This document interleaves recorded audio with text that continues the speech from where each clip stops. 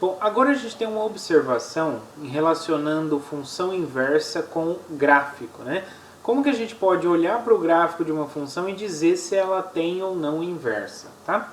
Então a gente pode fazer isso. Então, analisando o gráfico de uma função, a gente pode dizer se ela é bijetora e, portanto, se ela possui inversa.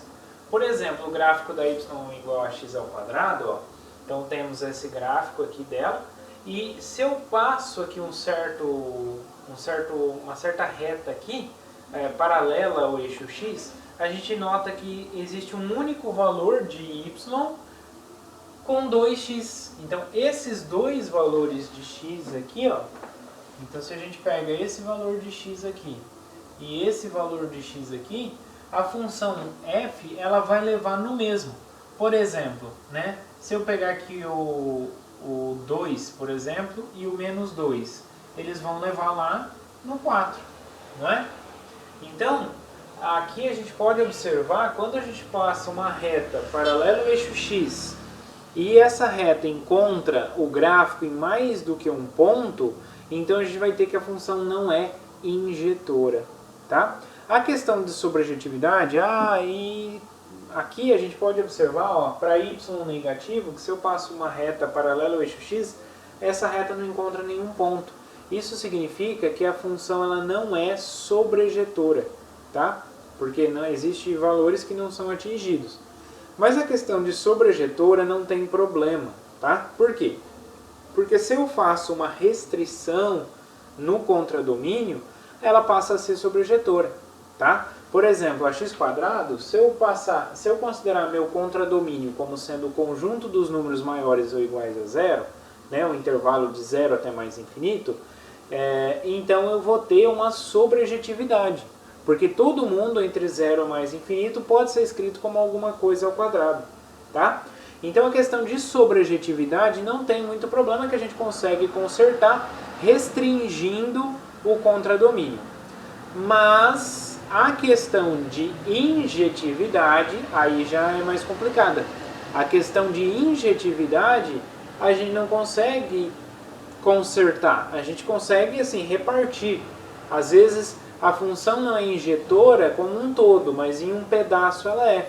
Por exemplo, aqui, se eu não considerar a parte negativa, x negativo, né? Considerar só x positivo, então beleza, ela vai ser injetora, porque cada reta paralela ao eixo x vai encontrar essa parte do gráfico em um único ponto, né? E se eu considerasse só a parte negativa, também estaria injetora. É isso que eu estou falando aqui. Então ela não possui inversa. No entanto, se a gente restringe o domínio da função x ao quadrado, a gente pode ter uma inversa. Por exemplo, se eu considerar a função no conjunto dos positivos, ou seja, eu só estou olhando para a parte aqui de 0 para mais infinito, que chega em 0 a mais infinito, a função x². Então ela vai possuir uma inversa, a f é menos 1, que pega e faz o quê? Pega o x positivo e leva na raiz de x. Tá? Então a inversa de x² é a raiz de x. Já que se o y é x², então x é raiz de y. Tá? Então a inversa da x² é a raiz de x. Tá? Então, porque se o y se o y é x², o x é raiz de y. Né? Então só passar a raiz dos dois lados. Ok? E como o x é positivo, então a raiz de x² é o próprio x. Tá? E também a gente pode ter uma outra função. Se eu considerar a função f, em vez de eu considerar ela com todo aqui na parte positiva, eu considerar só na parte negativa, eu também vou ter inversa. Né? Então se eu considero a função de menos infinito até zero, ou seja, que pega o x e leva no x², essa função também possui inversa. E quem vai ser inversa? Vai ser menos raiz de x. Por quê? Porque se o y é x², então o x é menos raiz de y. Né? Lembra? Né, que eu poderia ter, quando eu tiro raiz quadrada de x ao quadrado, o quadrado vai cancelar com a raiz, vai dar módulo de x. Então por isso que eu tenho mais ou menos. Mas como aqui todo x é negativo, então eu tenho que colocar o menos aqui na frente. Tá bom? Essa que é a ideia aqui dessas inversas. Então a gente pode olhar para o gráfico, né, então passando retas paralelas ao eixo x, saber se a função é injetora ou não. Mas mesmo que ela não seja, a gente consegue fazer uma restrição no seu domínio que às vezes ela passa a ser, tá? Em alguns casos, como aqui no caso da x², se a gente restringe só na parte negativa, ela possui inversa. E se a gente restringe só na parte positiva, ela também possui inversa. Ok? Bom, beleza. Além disso, a gente pode obter o gráfico da função inversa fazendo como? Refletindo ele pela reta diagonal, pela reta y igual a x.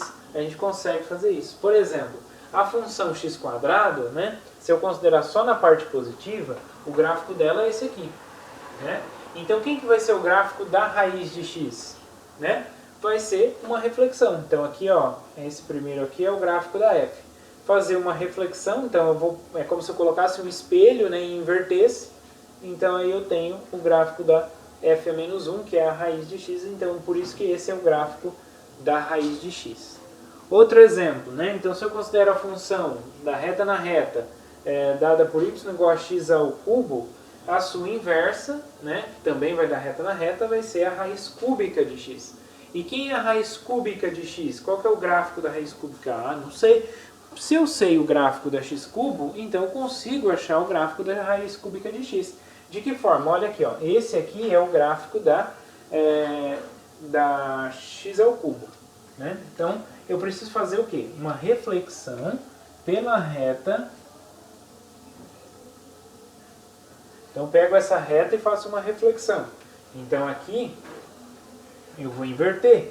Então, o que, que vai acontecer? Ela vai vir aqui. Aqui no zero ela vai passar assim, vem, vai fazer algo assim. E aqui ela vai passar aqui, vem e faz assim. Então, essa aqui é o gráfico da f a menos 1. Aqui é o gráfico da f e aqui é o gráfico da f a menos 1. Certo? Então, se a gente apaga o gráfico da f, a gente vai ficar com o gráfico da inversa. Né? Então, é como se eu tivesse torcido ali, né? Em vez de ser no eixo x aqui, e vai ser no eixo y. Em vez de ser no eixo y, vai ser no eixo x. Tá? Então, essa aqui é a ideia para achar o gráfico da função inversa. A gente vai ver alguns casos específicos e a gente vai estar sempre lembrando na expressão, né? A gente vai ver como que é a função exponencial e a função logarítmica. Uma vai ser a inversa da outra. Então, para saber o gráfico de uma, é só saber o gráfico da outra. Tá? Então, lembrando como que é o gráfico de uma, a gente consegue obter como que é o gráfico da outra fazendo essa reflexão aqui pela reta x igual a y.